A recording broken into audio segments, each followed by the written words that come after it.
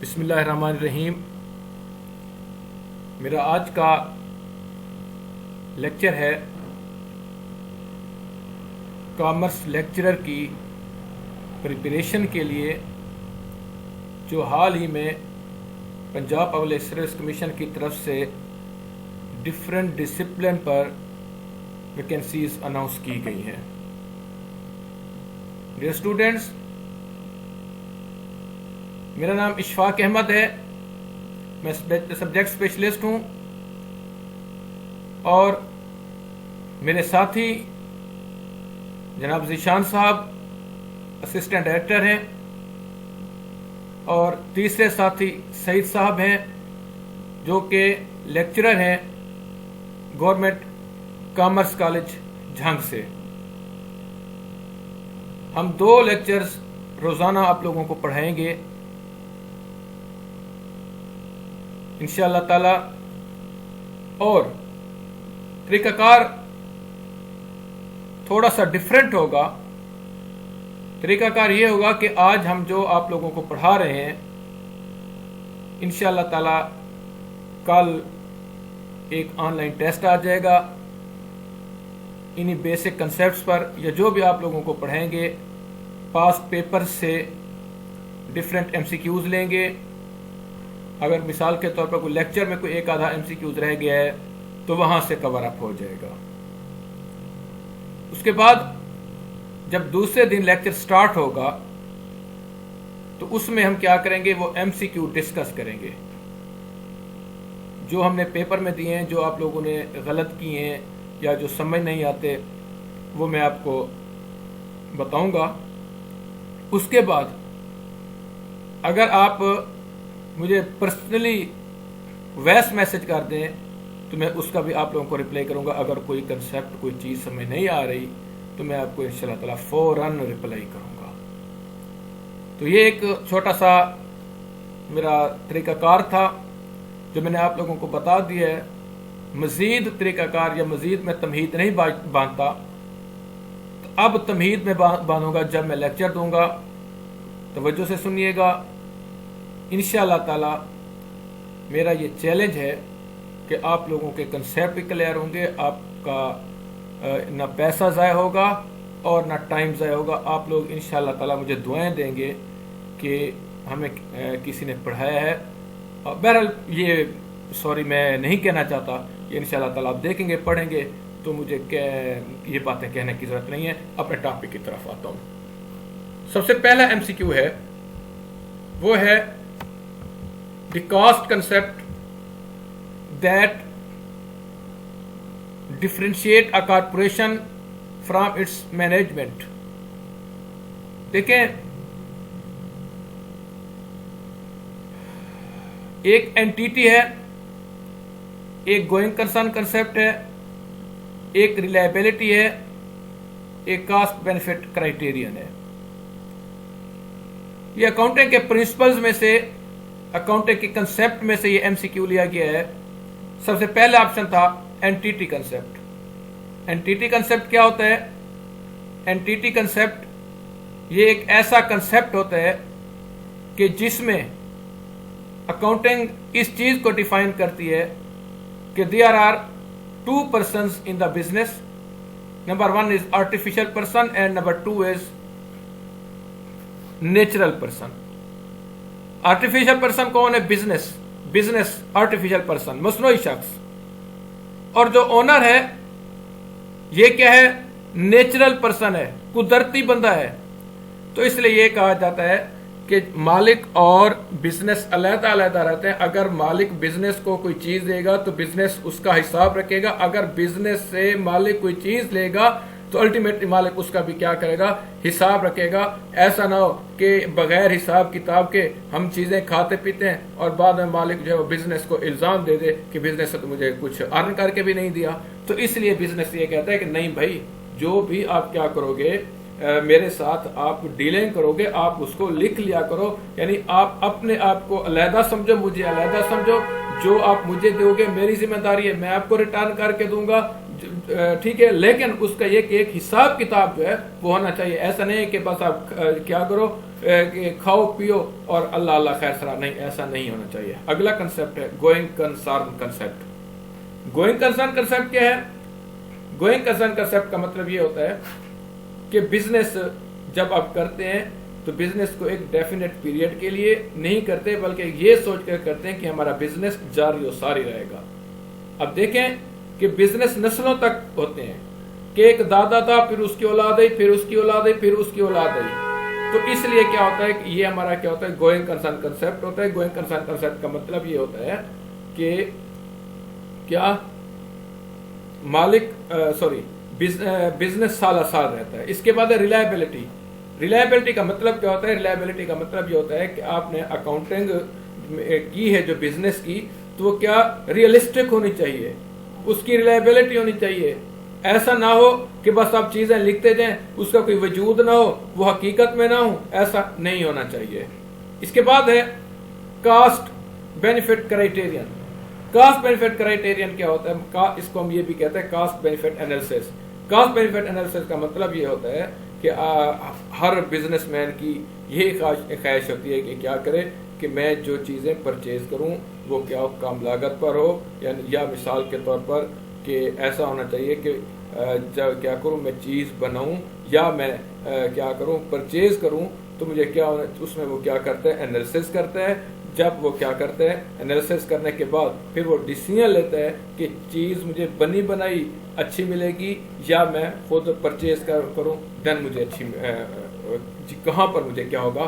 فائدہ ہوگا۔ اس کے بعد ہے نمبر 2۔ نمبر 2 ہے، دیکھیں بات آ گئی آگے کہ the cost benefit concept is of most concern to management, accounting regulators, owners, creditors. تو یہ کاسٹ بینیفٹ انالیسس جو ہے یہ کیا ہوتا ہے؟ Accounting regulators. اکاؤنٹنگ ریگولیٹرز کیا ہوتے ہیں؟ اکاؤنٹنگ ریگولیٹرز آگے چل کر اس کو میں ڈیفائن کر رہا ہوں کہ اکاؤنٹنگ ریگولیٹرز کیا ہوتے ہیں، ٹھیک ہے؟ مینجمنٹ کے بارے میں جانتے ہیں، اونرز کے بارے میں جانتے ہیں، کریڈیٹرز کے بارے میں بھی آپ جانتے ہیں، اینڈ پر میں اس کو ڈسکس کرتا ہوں۔ نمبر 3 ہے dash is the capability of information to make a difference to decision maker. Dash is the capability of information to make a difference to the decision maker. وہ یہ کہتے ہیں کون سی چیز ہے، کون سی انفارمیشن ہے جو ڈیسیژن میکر کو اس قابل بناتی ہے کہ وہ ایک اچھا ڈیسیژن کرے۔ اس کی جو انفارمیشن ہونی چاہیے وہ کیا اچھی ہونی چاہیے۔ تو کیا ہے؟ ویریفائیبلٹی، ریلائبلٹی، ریلیونس، ویلیڈیٹی۔ تو الٹیمیٹلی اس کا آنسر ہے ریلیونس۔ ریلیونس کا مطلب یہ ہوتا ہے کہ آپ جو بھی ڈیسیژن کر رہے ہیں، ڈیسیژن کے متعلق جو انفارمیشن ہے وہ کیا ہونا چاہیے؟ ریلیونٹ ہونی چاہیے۔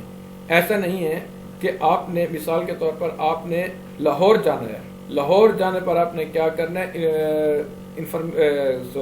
ڈیسیژن لینا ہے کہ میں کیا کار پر جاؤں، ہوائی جہاز پر جاؤں، بس پر جاؤں یا ٹرین پر جاؤں۔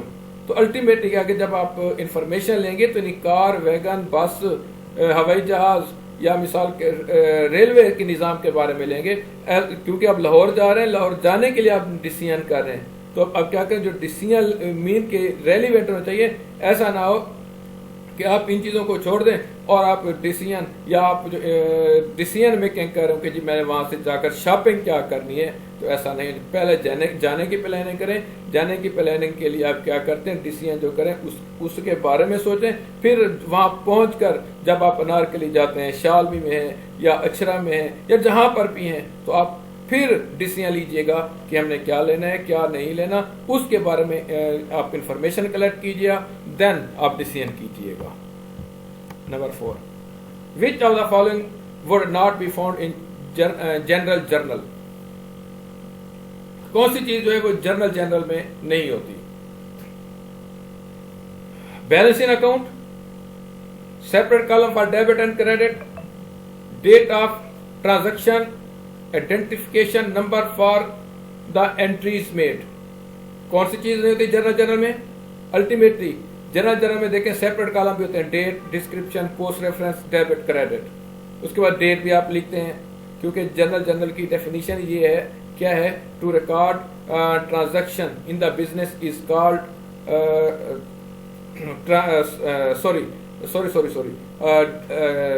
Record transaction in journal in chronological order. Chronological order کیا ہوتا ہے؟ کرونولوجیکل آرڈر کا مطلب یہ ہوتا ہے کہ جو آپ انٹری کر رہے ہیں وہ دن اور تاریخ کے مطابق آ رہے ہیں، تو الٹیمیٹلی اب کیا ہوگا، اس میں ڈیٹ بھی آ گئی ہے. اس کے بعد ہے identification number for entries made, کہ انٹریز میں یعنی جہاں پر جو انٹری آپ نے درج کرنا ہے آپ نے اس کا کیا لکھنا ہے؟ نمبر لکھنا ہے، تاکہ آپ لوگوں کو آسانی ہو کہ لیٹ سپوز اسلم کا جو اکاؤنٹ ہے کس پیج نمبر پر ہے، اسحاق کا اکاؤنٹ کس نے پیج نمبر پر ہے، احمد کا اکاؤنٹ کس پیج نمبر پر ہے، تو یہ آپ کو کیا ہوتا ہے؟ آسانی ہو جاتی ہے. تو اس کا کیا ہوگا؟ Which of the following would not be found in journal, تو یہ کیا ہوگا؟ Balances in accounts. Number 5 the entry to record cost of merchandise inventory sold involves.